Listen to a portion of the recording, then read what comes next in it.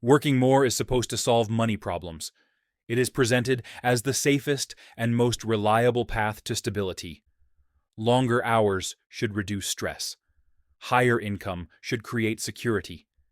Yet in modern life, people are working more than ever before. And financial pressure is not disappearing. It is becoming permanent. So why does the solution meant to end money problems seem to make them never truly go away? There is a belief that feels simple and reasonable. When money feels tight, the answer appears obvious. Work more hours, take extra shifts, find additional income, turn time into money. This belief is deeply rooted in culture. From an early age, effort is linked to reward. Hard work is described as the path to success. Stories celebrate people who escape financial struggle through persistence. Long hours are treated as discipline. Rest is often treated as risk. The idea sounds logical. More work creates more income. More income should reduce financial pressure, and reduced pressure should bring stability. For much of the 20th century, this belief matched reality. A single income could support a household. Housing costs were lower relative to wages. Healthcare was limited in scope. Education was affordable. Pensions and job security existed. In that environment, effort often produced visible improvement. People worked longer and saw progress. They saved, they purchased homes. They experienced forward movement. The belief survived because it worked. Even as economic conditions shifted, the belief remained. When money becomes difficult today, the conclusion still feels personal. The problem appears to be effort, not structure, not incentives, not cost systems. I need to work more.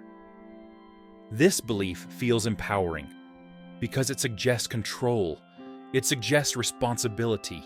It suggests a solution that depends only on behavior. It does not require questioning the system. It does not require examining the environment. It only requires more activity. That is why the belief persists. It feels logical. It feels moral. It feels productive. But belief and outcome are no longer aligned. In the modern economy, working more does not operate alone. It functions inside a structure of rising costs and fixed obligations. Income increases exist inside a larger system of expenses. Housing absorbs a growing share of wages. Healthcare introduces unpredictable bills. Education creates long-term debt. Transportation becomes mandatory for employment. Insurance expands into multiple categories of life. These costs do not pause when income rises. They rise alongside it. When work increases, the system adjusts. New income does not produce freedom. It fills existing gaps. Most earnings are already assigned before they arrive. Rent, utilities, loans, subscriptions, credit payments, medical bills. The paycheck arrives with instructions attached. More work does not remove pressure. It maintains survival. The structure converts effort into maintenance. Another pattern appears alongside this. Work itself generates cost. Longer hours reduce available time. Reduced time increases reliance on paid services. Fatigue encourages convenient spending. Stress increases health expenses. Recovery requires consumption. Work does not exist outside the market. It feeds back into it. The system does not reward effort with stability. It exchanges effort for continuation. This creates a repeating outcome. People earn more, they spend more, they owe more, they work more, not because of failure, but because of design.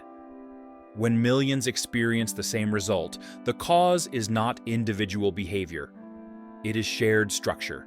The economy absorbs additional labor without producing lasting relief. It creates motion without resolution. The system depends on constant movement, not arrival. When work fails to reduce stress, the mind looks for explanation.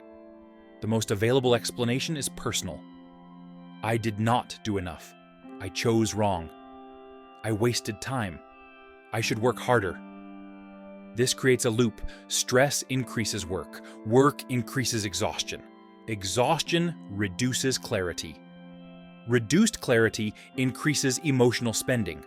Emotional spending increases pressure. Pressure demands more work. Over time, this becomes routine. Busyness becomes normal. Fatigue becomes expected. Financial tension becomes background noise. The mind adapts to constant strain. It stops asking when relief will come. It starts asking how to endure. This adaptation is quiet. It does not feel dramatic. It feels responsible. It feels adult. It feels necessary. Rest begins to feel dangerous. Pauses feel unproductive. Stillness feels irresponsible. People internalize the pressure of the system. They do not see a structure. They see a personal shortcoming. Stress becomes identity. Overwork becomes proof of effort. Survival becomes the measure of success. This is not laziness. It is normalization. When stress lasts long enough, it loses contrast. It becomes ordinary. The psychological trap is not panic. It is acceptance. Once pressure feels normal, there is no moment of questioning, only continuation. And continuation keeps the system intact. This pattern continues because it produces stable and predictable behavior. Systems do not need intention to benefit. They only require repetition. When people work more but remain financially strained, certain structures gain consistency. Banks benefit from long-term debt. Interest grows when balances remain active.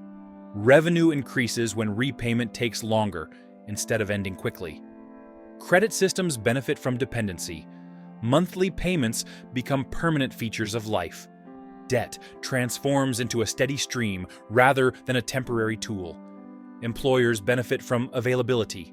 Longer hours increase output without changing structural costs. Pressure encourages compliance. Stability for organizations is built on insecurity for individuals. Landlords benefit from rising rent and limited alternatives. Housing absorbs income before it can become savings. Shelter becomes obligation rather than security. Consumer platforms benefit from constant participation. Stress fuels spending. Convenience replaces time. Payment replaces rest. These benefits do not require coordination. They emerge from alignment. Each institution follows rational incentives. Each profit model depends on continuation rather than resolution. The system does not require people to collapse. It requires them to remain engaged. Working more keeps money moving. Debt keeps pressure constant. Stress keeps participation reliable. This is not a design based on failure. It is a design based on duration. The longer the cycle continues, the more predictable it becomes. And predictability is the foundation of profit. Over time, financial strain becomes familiar, not because it improves, but because it is shared. When co-workers struggle, when families struggle, when friends struggle, the experience feels collective. It becomes culture. Language adjusts to match it. Long hours are described as ambition.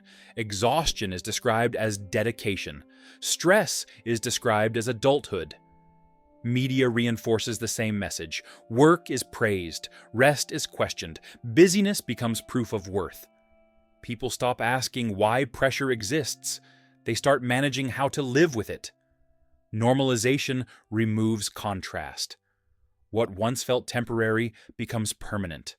What once felt alarming becomes expected. What once felt solvable becomes routine. The system presents itself as unavoidable.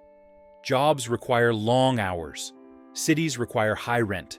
Healthcare requires insurance. Education requires debt. Transportation requires payment. Participation becomes mandatory. Alternatives shrink.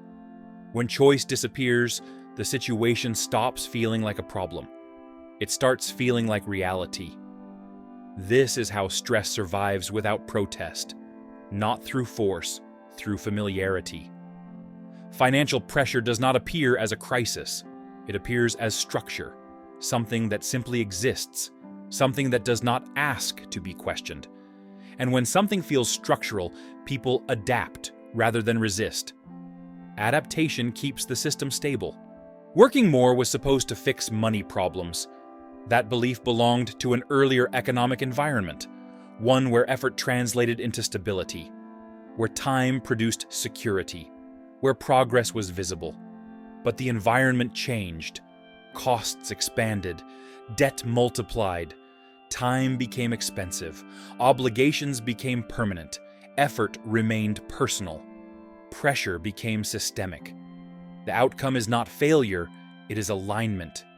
People are responding logically to the conditions they face. They work more because stress requires it. They remain stressed because the structure depends on it.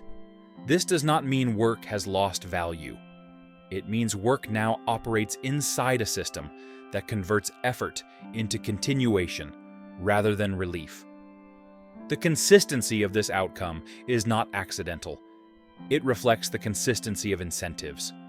Money problems persist not because people stop trying, but because they are operating inside a structure that absorbs effort without producing lasting security.